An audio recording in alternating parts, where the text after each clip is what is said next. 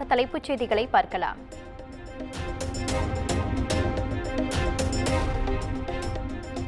செந்தில் பாலாஜி ஜாமீன் கோரி தாக்கல் செய்த மேல்முறையீட்டு வழக்கில் தீர்ப்பு ஒத்திவைப்பு. அனைத்து தரப்பு வாதங்களும் நிறைவடைந்த நிலையில் தீர்ப்பை ஒத்திவைத்தது உச்சநீதிமன்றம்.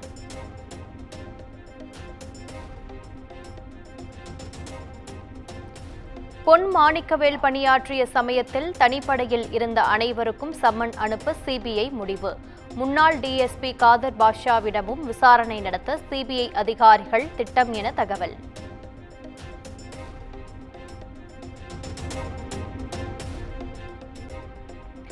வருகிற 18ஆம் தேதி கலைஞர் நூற்றாண்டு நினைவு 100 ரூபாய் நாணயம் வெளியீட்டு விழா. எடப்பாடி பழனிசாமி, அண்ணாமலை, ரஜினிகாந்த், கமல்ஹாசன் உள்ளிட்டோருக்கு அழைப்பு.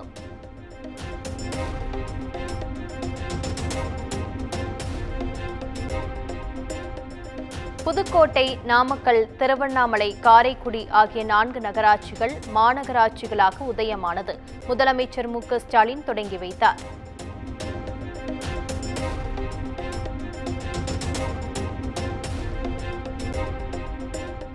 காவல்துறை சார்பில் போதைப் பொருட்கள் இல்லாத தமிழ்நாடு விழிப்புணர்வு நிகழ்ச்சி.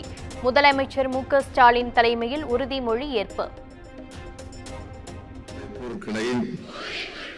தமிழ்நாட்டில் வேறொருக்க அரசுக்கு துணை நிற்பேன். மாநிலத்தின் வளர்ச்சிக்கும்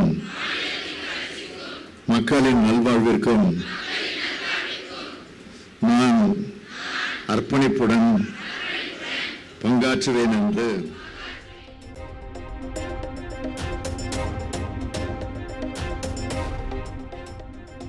1192 கோடி ரூபாய் மதிப்பிலான 30 புதிய திட்டப் பணிகளுக்கு முதலமைச்சர் மு.க.ஸ்டாலின் அடிக்கல் நாட்டினார்.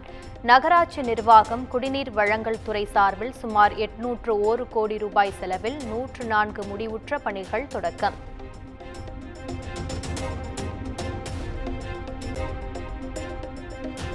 ஜவுளி தொழிலை பாதுகாக்க மின்கட்டண உயர்வை தமிழக அரசு ரத்து செய்ய வேண்டும்.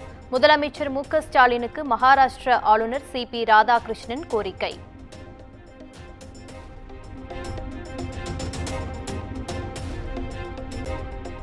கள்ளச்சாராயம் குடித்து உயிரிழந்தவர்களின் குடும்பத்தினரிடம் ஒரு நபர் ஆணைய தலைவர் கோகுல்தாஸ் தலைமையில் விசாரணை. குணமடைந்த 161 பேரிடம் விசாரணை முடிவடைந்த நிலையில் ஆஜராகாத 11 பேருக்கு மீண்டும் சம்மன் அனுப்ப முடிவு.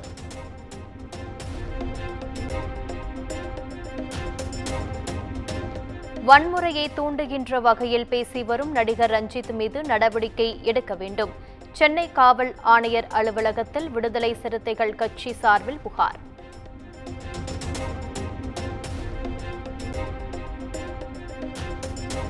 ராணிப்பேட்டை, வேலூர் உட்பட 17 மாவட்டங்களில் இன்று கனமழைக்கு வாய்ப்பு. ஈரோடு, திருப்பூர் உட்பட 8 மாவட்டங்களில் நாளை கனமழை பெய்யும் என்றும் வானிலை ஆய்வு மையம் தகவல்.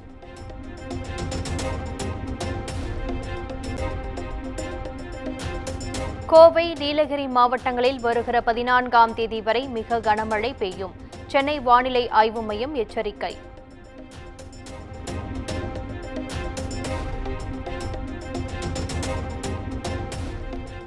செங்கல்பட்டு, மதுராந்தகம் சுற்றுவட்டார பகுதிகளில் கனமழையால் 500 ஏக்கரில் பயிரிடப்பட்டிருந்த நெற்பயிர்கள் சேதம். சேதத்தை கணக்கிட்டு அரசு இழப்பீடு வழங்க விவசாயிகள் கோரிக்கை.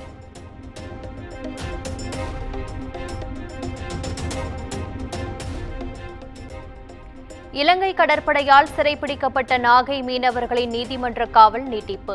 வரும் 26ஆம் தேதி வரை நீட்டித்து இலங்கை மல்லாகம் நீதிமன்றம் உத்தரவு.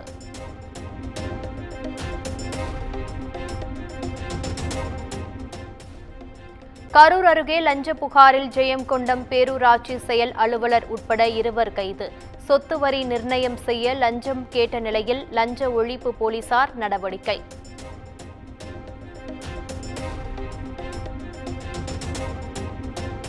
திருவண்ணாமலை அருகே 10 ரூபாய் குளிர்பானம் குடித்த 6 வயது சிறுமி உயிரிழப்பு. தனது குழந்தைக்கு நேர்ந்தது போல் வேறு எந்த குழந்தைக்கும் நடக்கக்கூடாது என பெற்றோர் கண்ணீர் மல்க பேட்டி.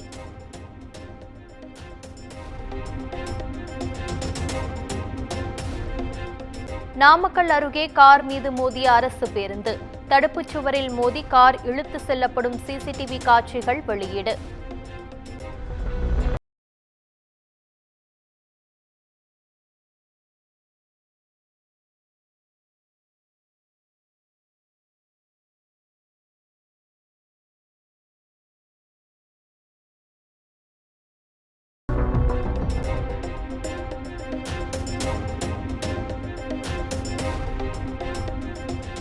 சட்டவிரோத பண பரிமாற்ற தடை சட்ட வழக்கில் கைதான ஜாஃபர் சாதிக்கின் நீதிமன்ற காவல் நீட்டிப்பு.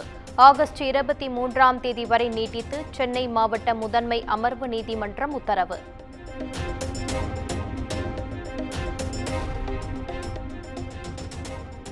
சிறந்த கல்வி நிறுவனத்துக்கான பட்டியலில் சென்னை ஐஐடி முதலிடம். தொடர்ச்சியாக 6வது முறையாக முதலிடம் பிடித்து சாதனை.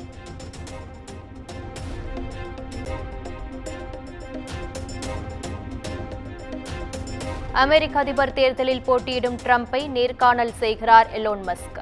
கருத்து கணிப்பில் கமலா ஹாரிஸ் பின்னடைவை சந்தித்துள்ள நிலையில் ட்ரம்புக்கு ஆதரவு பெருகுகிறது.